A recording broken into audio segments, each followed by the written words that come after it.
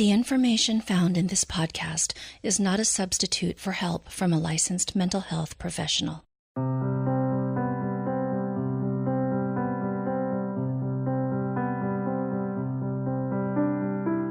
Hi, and welcome to the Women in Depth podcast.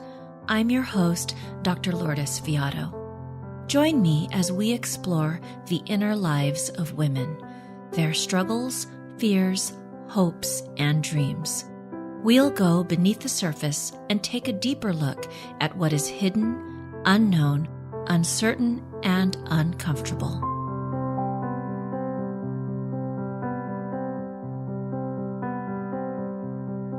Hi, and welcome back to the podcast. I am very excited about today's conversation. We are having a conversation with one of my, oldest colleagues, not oldest in terms of chronological years, but oldest in that we go back a ways. My guest today is Gary Alexander, and what's unique about Gary and I's relationship is we both began this journey of becoming therapists together, literally that whole process of grad school, becoming marriage and family therapists, and this whole process of growing and evolving as a human being, as a therapist, to where we are today. And I'm just, Gary has always been an inspiration for me. I've always been a great admirer of how he conducts his life and therapy, and he's more helpful to me than he has probably ever realized. So without any further ado, my guest today is Gary Alexander. He's been practicing psychotherapy for over 15 years. He received his BA in psychology and his MS in counseling at the University of Nevada, Las Vegas, and completed his doctoral coursework at Pacifica Graduate Institute. Hailing from Las Vegas, Gary now practices full-time in Portland, Oregon. Gary also teaches graduate counseling students part-time and supervises 8 postgraduate counseling interns. He works with a wide array of issues, specializing in both individual and couples counseling around infidelity, chemical and behavioral addictions, co-dependency, and the health and development of sexual minority community. Hi, Gary, and welcome. Hi, Lourdes. So good to be here. Thank you. I'm very glad. It's like a full circle moment for us. No kidding. And I'm just blushing. I have this big grin on my face with that introduction. Yeah, it's been quite the journey, hasn't it? It really has. I still remember us walking into the client services, is that what they called it, area at UNLV to do our sessions and getting our videotapes. That was back a while. Those very first client contact sessions. Oh, God. And so I think, this is so interesting because really where we are now, we're talking here today about depth psychology and more specifically, what that looks like in a therapy session, because I think this is really a place that you and I have grown into, have evolved into. And so I'd love for you to share what drew you into therapy, and then how did you find yourself here now with therapy depth psychology, really the backdrop of your work and your life? Boy, that's a big question with even a bigger explanation. Boy, I think it probably started for most of us therapists, but I'll speak for myself. But it has been comforting to know that many therapists have this same journey of, that wounded childhood. And there's a sensitivity that's created there for most therapists. And we go on and come to find out, especially when we move into depth psychology, this wounded healer aspect of our psyches, and that how important that archetype is in our field. But I think that the field really began to emerge for me when I was in my late teens and I was working as a certified nursing assistant and doing some home health care and hospice situations. And the nursing component of that, of course, was a very important piece, but even more so was the work that I began doing with families. And when I say work that I began doing, I didn't have any training around therapy at that time or process or any kind of grief or crisis counseling, but something began to emerge for me. The idea that we need people to help ourselves heal psychologically, mentally, emotionally. So that graduated into me getting my undergrad in psychology, which is a lot of folks understand is a very, very general degree of psychology theory. And then, as you stated, for the master's level portion, going through a marriage and family therapy program. that certainly helped give me a framework for psychology and working with the psyche, and really the front lines of therapy, which for me is doing couples work and group therapy. There's a lot going on there. And that was a wonderful training. And as I finished that program and got fully licensed and did all of my contact internship hours, I realized that I was wanting to go even deeper and look even deeper into my patients, whatever they were bringing in, my own psyche and how I was affected by my patients. And very, very quickly, or after some of those realizations, I went off for my doctoral work at Pacifica Graduate Institute in Santa Barbara. And their approach was heavily a Jungian approach derived from Carl Jung, but generally too just depth oriented. And this idea that the depth psychologies, which would include Jungian psychology, Freudian psychoanalytic, also Adlerian, that we are accounting for in some way and in many ways the unconscious. And that in that unconscious for me was that deepening, peeling back those layers with clients as to more than just that surface level symptom. What's going on?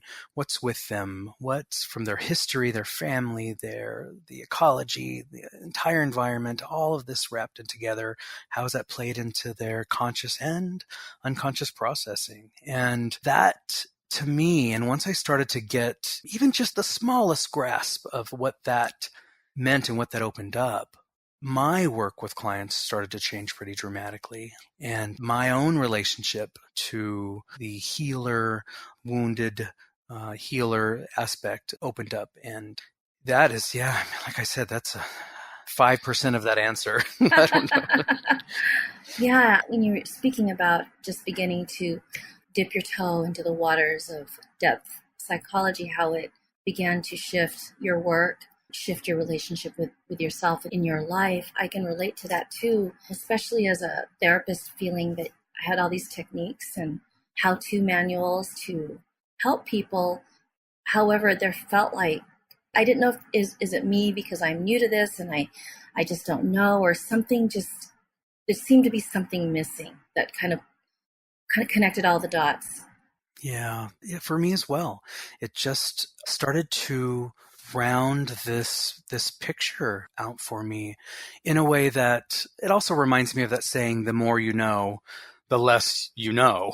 Even as that picture began to round itself out, in one way, in this other very sort of paradoxical sense, it just blows it right out of the water and scatters it wide and far. And I think for me, that idea that coming out of my master's program, I had this idea that there was something that needed to be known, and that anxiety would be reduced for myself and then for my clients in the work around, let us get together and put our finger on it. Let's define it. Let's capture it. Let's, conceptualize it in a way that is measurable in this sort of temporal space. And the interesting part here is the depth approach. Part of what attracted me to it was, wanting more and wanting to know that thing. But the beauty and the love of this approach for me is that it did the opposite, and that reduced my own anxiety as the therapist, and enriched and deepened the work that I was doing, in that it's not any one thing we grab onto and can look at and dissect. I mean, we do little bits of that, but that's not what this is all about. For me, a piece of what this is about is trying to understand and feel that anxiety, work through it, and then to really see how big everything really is and where our place is in all of that. I went out there pretty far just now, so I'm not sure. That was May fine. need to reel me in a little bit. I love how how you speak of the beauty and the love in this experience, and I don't know that I would have found those exact words to describe it, but for me it's been definitely anxiety decreasing about needing to know and needing to have information, and really helps you to, I guess, make peace with the unknown and the unfamiliar and the uncertain, which is really, I think, a huge part of what we as human beings grapple with, whether or not we are in a therapy room, is sitting with Yeah. what is unknown, right? And not knowing where this goes and what this means, and being in this state of, we call it a liminal state or a state of transition, but I think that that's really a good way to describe, this whole process that we are experiencing as therapists, as humans, as clients. Yeah, it reminds me too that here we are learning how not to be in the space, to be in the space of the unknown. But in all fairness, what ends up happening is we get better at being in that space. Yes. We understand how that space operates, and then it is known in a sense. Right. So to say that, oh, well, to be this depth therapist, if you can just not know anything, well, yes and no. It's about being able to let go, but then there is a way of allowing that unknown and that thing that we can't fully grab onto to inform us and to guide us and to show us some ways outside of these just real conscious non-depth approaches that have a tendency of being much more structurally created and structurally implemented, and then focusing in on symptoms and symptom alleviation. And there's all of this hard measure where for us, that measure, that information it just comes through a very different sense. It's not always this cognitive, measurable, what's happening. I can write it down on a piece of paper and see the distance between something. For me, it's understanding that information about what wants to be present and where the pain and where the healing lies is coming through something more than just a worksheet, some cognitive behavioral approach, or something of that nature. And this is, I think, where depth psychology really speaks to me the most, that it's asking us to look into that unconscious space, the unconscious of my client, my own unconscious, looking into the unconscious of my community, the era that we're living in. All of this information that is just below consciousness, that while it's below consciousness, there are these little signs or these little clues and pieces of information that it's delivering to us. And we just have to learn how to know what it sounds like, where to find it, how to hear it, and how that's different for every client and every situation. And that attunement, which is very important and a little harder to very scientifically measure it, I think is sort of what I'm getting at. It's just much harder to measure. It's much harder to really get your hands around when a synchronicity or a dream or something of this nature happens with the client. It opens the door for some direction within that encounter, whereas I think other approaches don't either don't want to make room for that, or they just don't know how to make room for that. They're not sure how to go about it in that way. So, when we are learning how to be in this space of the unknown, looking into the unconscious, ours, our clients, our community, how does the unconscious communicate with us? What is it that, as a depth psychotherapist, you are paying attention to? Mm-hmm. Yeah, that's a great question. And I have to say that there's this disclaimer that I'm feeling I need to give, that this is all my take, my relationship with depth psychology, my relationship with how to move as a depth psychotherapist.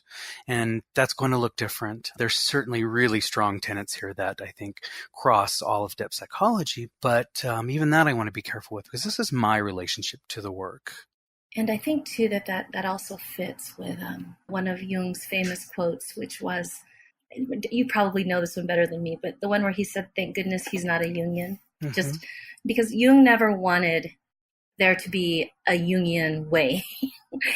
One of the tenets of his work was that we bring our authenticity, we bring the individual to the work. That's what you're describing, Gary. This is how you experience depth psychology. This is how it comes through you.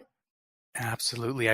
As you said that, I had this grin on my face because that's exactly where that quote of his was exactly where I was going, and that's what was present for me in that moment. Because, yeah, Jung says even I am not a Jungian, and the beauty of that, while it seems a little confusing, the beauty of that fact that he is not a Jungian is he was a Jungian, he himself. Yeah. I think some of the way that I interpret that is, but nobody else can become a Jungian. Yeah. I'm an Alexandrian, right? Yeah, there you go. Right. Of the Gary Dale variety. I mean, even that is, right? Yeah. It's so specific to my entire lineage and all of my experiences, all of my conscious self and unconscious self, and all of that has everything to do with then my relationship around this work. And that's going to look very different from somebody who even had many of the same experiences I did and the same training and the same supervisors and mentors. It's going to look different. And so that's really what he was getting at. Not, here are some ways to look at this. This is how I always took Jung's teachings. Like this, here's a way to look at this. And there's something in this way that is very important and revealing, but everybody's got to take it in, digest it, and then turn it into their way, with their approach, with their emotion and their background and their attunement, and their own personhood has to be involved there. And that is something that I was so far from understanding coming out of my graduate program, my master's program, to understand that there was something actually in who I was that was going to be part of what was going to help heal and help to process with people day in and day out. Like I may have run screaming from that if I knew that, like in that very moment. Yeah. I love that you shared this because, when you were describing, of the Gary Dale version, it's also, if you think about, this is also you in 2018 with all of that. There's a different vintage for every year also in this process. We really are individuating constantly. So the therapy you are doing now is different from, 2 years ago or 4 years ago. Yeah. Yeah. That couldn't be any more true. Yeah, absolutely. It's growing and it's changing and evolving all along the way. And here's something that I think is really interesting too. And in school, we often are taught, not to exploit the client.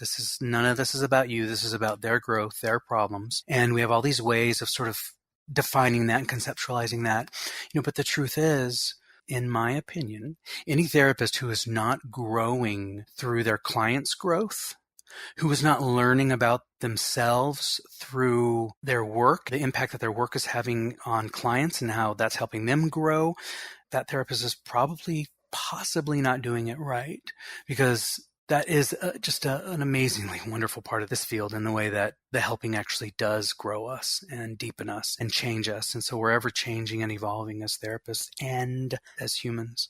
There's nothing that happens in my office that doesn't in some way affect and inform my life outside of the office. And I think that's one of the gifts, the beauties of this work. And as you know, Gary, I did my dissertation on what we're describing right now, how the therapist is impacted by the work, how that affects the therapist, and that interchange, which we talk about that as countertransference and countertransference. And one of the things that was very clear out of the therapists that I interviewed was that all of them had experienced meaningful shifts, some of them pretty big shifts from their work with clients, that this work touched on their wounds. Then this came through the therapist and came back out into the therapy room with other clients. So it definitely is that alchemical process that Jung describes. If two personalities combine, you're going to create something new, something different. Yes. And I mean, there's something else I could just riff on for, 3 or 4 hours and and be more lost at the other side of it than I am now. Yeah, that alchemical process is everything. Because, I mean, that really is transference and countertransference and all of that psychobabble. But that interchange is so important. It's everything. It's truly everything, in that a client comes in and typically the thing that we all struggle with, and that what usually certainly it's what brings me to therapy when I have my rounds of it, is that this tension between two things that are in some kind of opposition with each other. And usually there's a polarity to it, like one's here and one's like the opposite of that thing over here, and they're not able to hold the same space.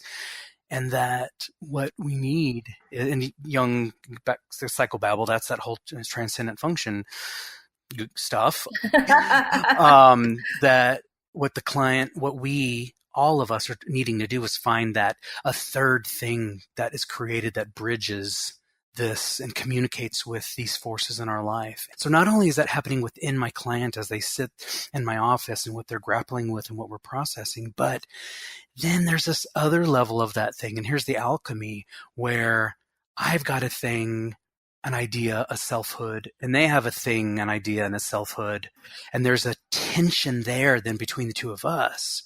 And then together we both create a third thing out in front of us that then helps our process together, which then helps the client create whatever third things they need with their internal structures.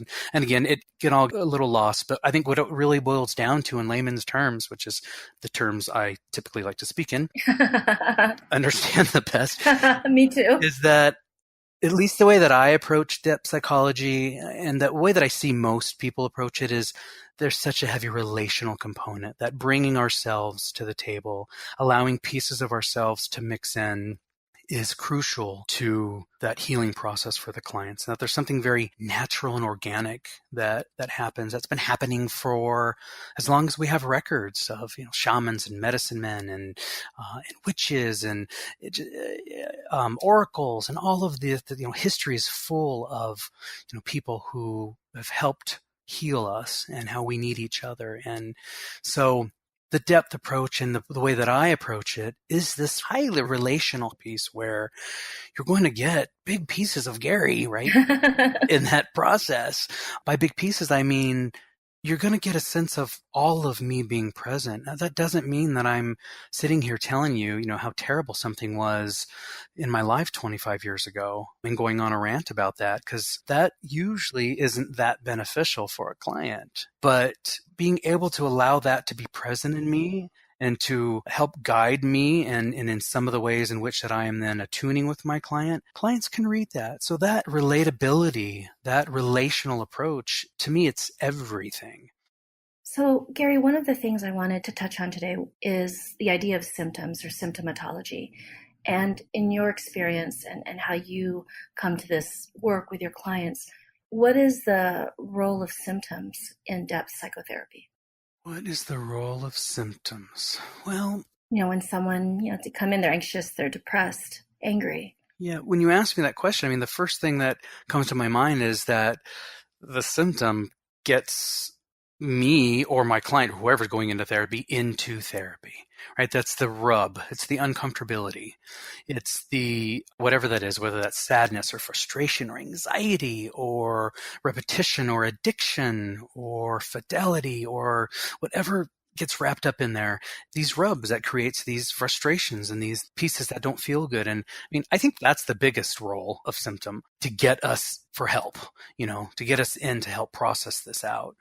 In the consulting room, in the therapeutic encounter, it's typically something that just gets in the way because we can very easily become so identified, number one, and then just fixated on whatever that symptom may be. Anxiety. A client could come in saying, I'm having anxiety. It's my biggest symptom. It's my presenting. Well, they don't usually say it that way. They usually say, my problem is anxiety. Yeah. And when I hear that, I know that no, your symptom is anxiety, but that's okay.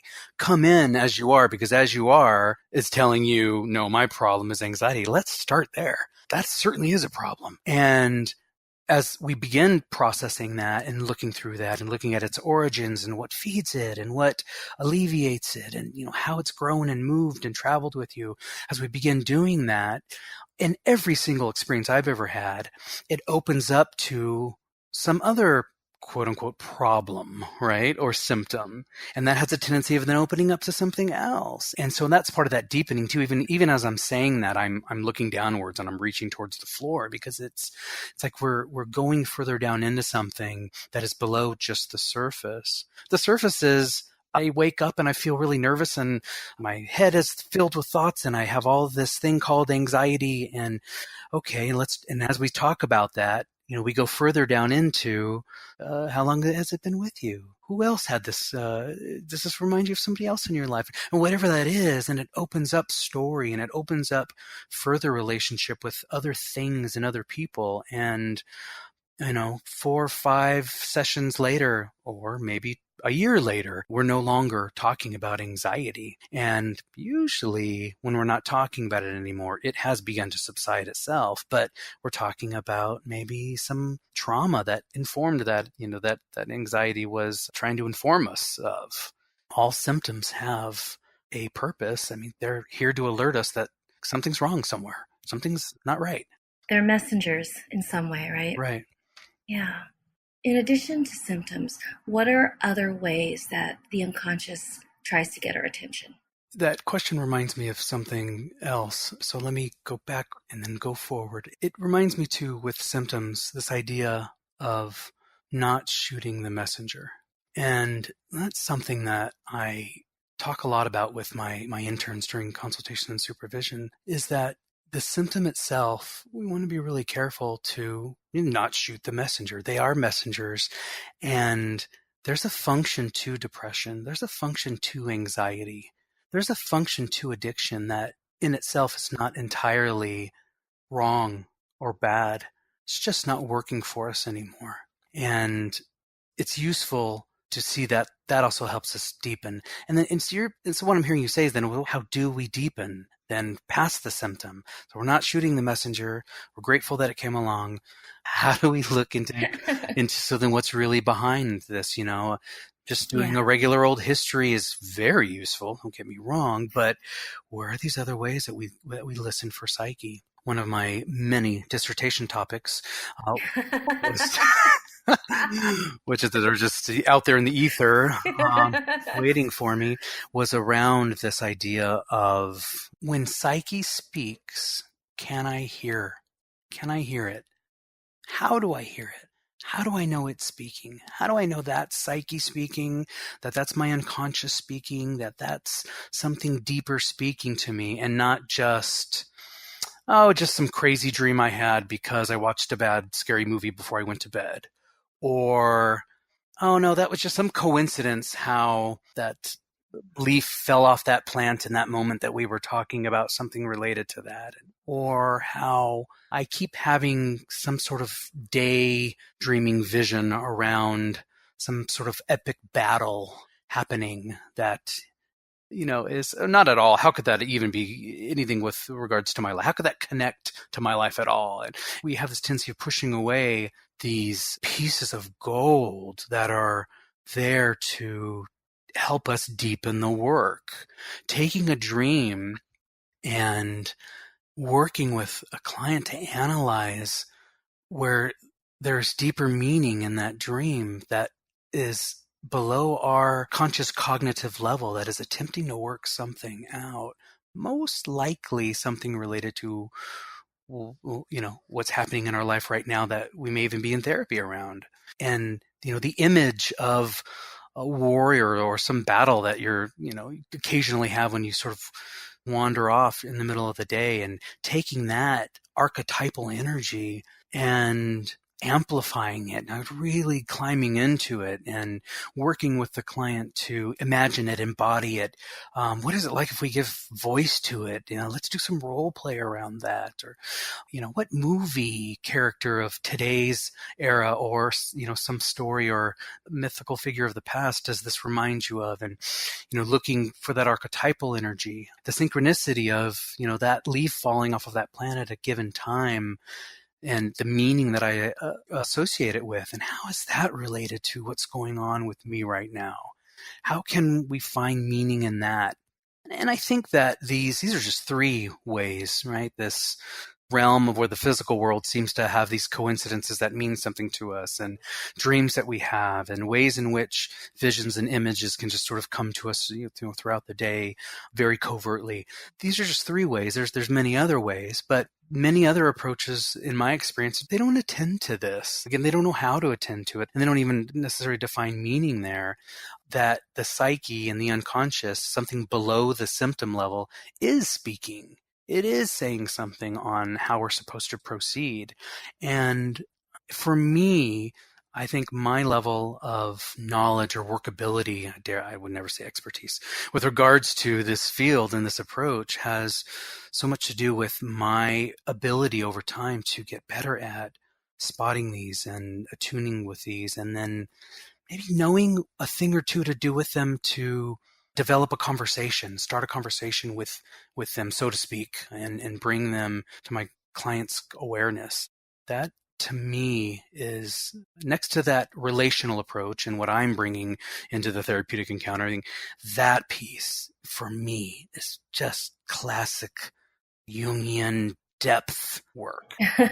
Yeah. And I love it. I mean, I live for it. I leave at the end of the day, sometimes long days, charged around that type of material. And when it comes up, it's really pretty, it's life-changing for clients and again, for myself. Yeah, there's a beauty and a power to working in this way with clients. And definitely, one of the words that we mention a lot in this work is numinous. And I think what you're describing is that for you, in this work, that somehow you're able to touch on that, connect with that. Yeah, the numinosity and the liminality. Yeah, great job. Everybody go look that up, because that will send you spiraling. That in-between space, right? Of here we are sitting here talking about something right in your life that I can measure and look at, and then all of a sudden a dream comes to mind, and how that is this in-between space between my conscious self and my unconscious self. And for a moment, they're both present. That's that liminal space. And that's so important to this work. So important. Where other approaches, again, they see that as something that is religious. They see that as something that is spiritual, something that is mystic, or, voodoo. I'm thinking all these words I've heard thrown at me in the past that, in some ways it is a little bit, but in other ways, there's not a religion here. There's not a spirituality philosophy behind any of this necessarily. It's just saying, God, something's happening here. It seems to happen over and over in this particular kind of way. Let's attend to it. Let's look at it. Let's not ignore it. And again, and historically, especially the Jungian approach has gotten a lot of flack for being a religious, spiritually based, even parapsychology, that I don't have that same relationship with it. But I will say, as I'm rambling, that it is and does inform my spiritual self. Absolutely. There's no doubt about that.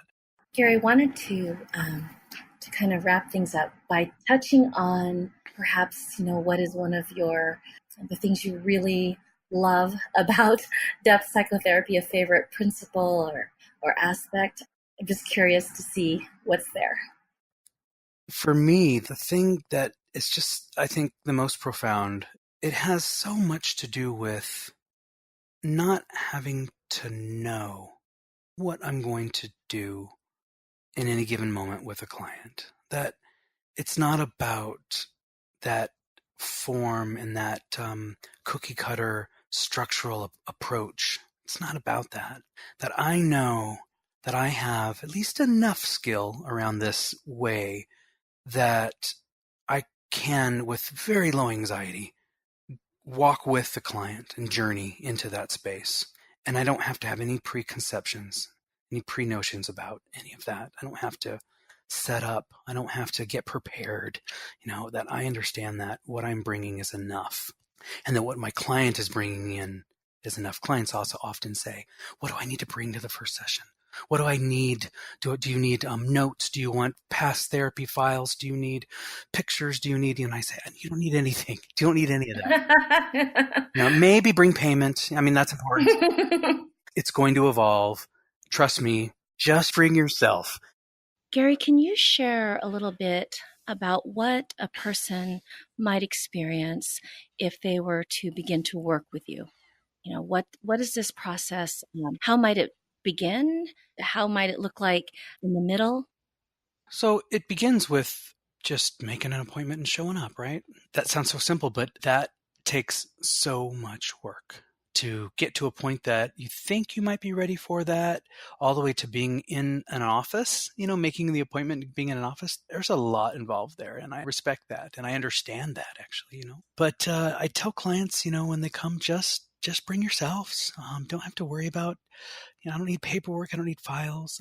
Just bring money, pay me, and bring your pain, bring your curiosity, bring your anxiousness. Just bring it all in. There's nothing you need to do. You don't need to prepare for a session. Clients don't need to prepare for a session with me. They just need to make their way to me. Once we're in session, clients can expect first handful of sessions to be somewhat of a download. I really do like to hear about what's happening, and I'm a little less directive in the first sessions because I just want the client and in their own space and in their own way with their own inspiration to let their life sort of unfold and tell me in whatever order they need to what's going on, where they've been, where they want to go. And then first couple of sessions are me doing a lot of listening and asking clarifying questions. And then as we start to get into it, clients can expect to start hearing some things that they might not be used to hearing. Like, I want to know if they've had any, dreams during the course of our therapy. Write down your dreams. Those are very important. And if you're open to it, I'd love to go there with you. It's one way for us to climb in. It's not the only. And clients that aren't comfortable with that, that's fine. We don't, have to go that way, but they can expect to hear that from me. They can expect me to slow them down very often and move out of, that sort of nervous storytelling that we can do down the road a little bit and slow them down. And a client can expect me to ask them to come back to something they may have just been feeling and sit with it for a minute and tell me a bit more about something they may have just said. There's a tendency many times for us to, in our anxiousness and pain, to gloss over things. And I think that it's my job a lot of times to see those moments where we've got to slow something down. And the imagery and synchronicities and accidents and coincidences, and clients can expect to hear me helping to define those and helping them to recognize when those could be present and how to bring them to me. When I say how to bring them to me, I don't mean there's a way, but just, how to remember them, how to look for them, how to remember them once you've seen them, and then remembering to bring them into session. They're very, very important. Some folks come in for a handful of sessions, 12 or 15 sessions, and they get a little piece of work done, and that's all that they are either ready for or all they really need, and that's okay. I have no judgment with any of that. And some clients come in and I've seen them for maybe on and off for 12 years where we're doing really good pieces of work along the way. So it's really up to a client what they're looking for, what they're ready for. I mean, I will nudge a little bit, but this is all about being comfortable and feeling safe in this process. Individual sessions have a tendency of being a little longer lasting, if you will, meaning into the future. Our relationship usually lasts a little longer, that process. We go usually a little deeper with couples. Sessions there's still deep work happening, but it's a little more cognitive. It's a lot more behavioral, because we're measuring the things that are happening between the two of them, or three or four, depending on who else is coming in the office. And they're measured a little easier too. The pain or satisfaction in a relationship is a little easier to identify and measure usually. So couples, I have a tendency of seeing anywhere from 6 to 18 months usually. But I've seen some longer too because we've gotten into more deep work. So it just kind of varies. And when you think about your journey with depth psychology, what would you say have been or has been its most profound gift or gifts to you? My personal growth would not be anywhere near where it is today without the gift that sitting with processing with and journeying with other clients has given me. I mean, that has grown me. It's grown my intimate relationships. It's grown my family relationships. It's grown every aspect of how I see the world, the good in the world, the not so good in the world, where I belong in all of that. I mean, it really has given me such a profound sense of just myself and the world and other people. Yeah, it's just, gosh, I mean, I could write a book about that. There's so much there, so important. I couldn't imagine ever going any other direction or being, doing anything else for a vocation. It's been such a gift. Yeah, it is a transformative, truly deep, healing, transformative process, for me to do this work. So I resonate fully with what you're describing, Gary. That, and then if I may, the work that I do with interns and students, and in particular with interns that have graduated and, have to do that 2, 3, 4, 5 year process of having supervision while they're practicing. Boy, the way that has deepened my professional work is irreplaceable. I mean, there's just, and priceless. Interns would joke with me that there's a price on it because they have to pay me. We just had a joke about that this morning, actually. But the way that has fueled and informed and grown me as a professional, this ability to help other professional, the therapist, grow is, gosh, that has just been priceless as well. Really grateful for that. Yes, it's amazing how this work truly permeates all aspects of this human experience. Yeah, I agree. I want to, if I can, I'd love to leave you with one of my favorite quotes. Absolutely. And it's again from Carl Jung. They're not all from Carl Jung, but this one is. I may miss a word or two here, but what he says is, "Show me a sane man, and I will deliver the cure." And I think that this is important because there's so much, it's loaded, right? And it's really very humorous, basically saying, nobody's got their stuff all together. Nobody's got it all worked out. But it's also really important because I don't just work with, individuals that are in the throes of suicidal depression, right? Or life-ending addiction, or just, gripping obsessive compulsive disorders.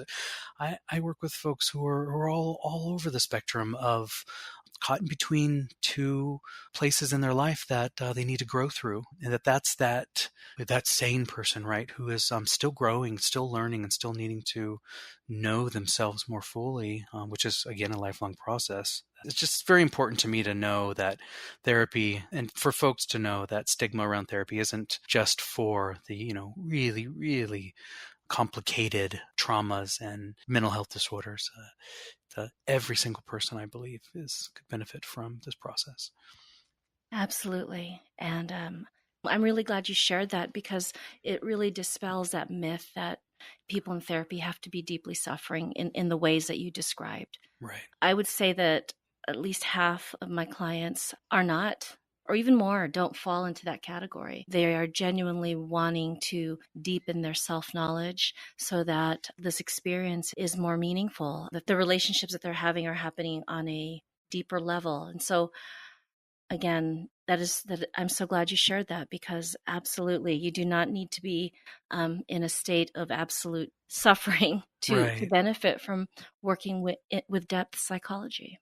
Yeah, I can't agree with you more just with regards to my practice. And I would say probably half have some really heavy, chronic, real serious issue happening that is very heavy. And I would say another half are not weighed down as much or as chronically, but nonetheless are looking to grow through something and develop past something and keep moving. So it's beautiful. It's a beautiful dichotomy of getting to see one issue and one psyche in my office 1 hour, and then a completely different energy and a different level and a different place for another. So, Gary, thank you so much for your time today.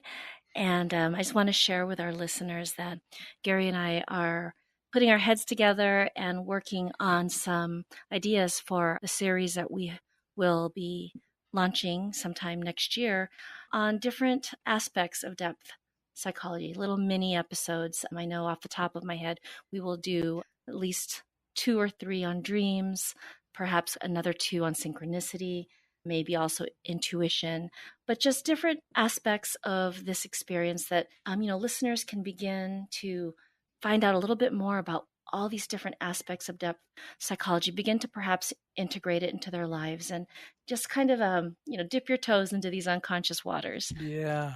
I'm so excited for this. So excited for this. And some of it is what we can share with listeners and really entertain, hopefully, as well as educate. Yeah. But the other half of that, I have to say, is just completely selfish in that there is stuff that even as you and I will be speaking about them, we're working through and working it out, even as we're approaching it and discussing it. And so that this is a win-win situation. And I'm really excited for this. Yeah. So am I, Gary. Yeah. So thank you again. And we are going to put your contact information, your website, all into the show notes so that listeners can get in touch with you and find out more about your work and perhaps reach out to you if they'd like to work with you. Great. Thanks again for your invitation, Lourdes. It's always a pleasure. Thank you. Take care. You too.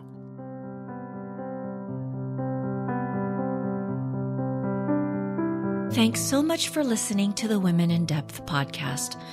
I hope it brings you a deeper understanding of yourself and others, and that you found some insights that illuminated and inspired. You can follow Women in Depth on Facebook and YouTube, and if you haven't yet, please subscribe on iTunes and leave a review. And finally, if you enjoy Women in Depth, please share with a friend. Again, thank you so much for listening, and see you next time.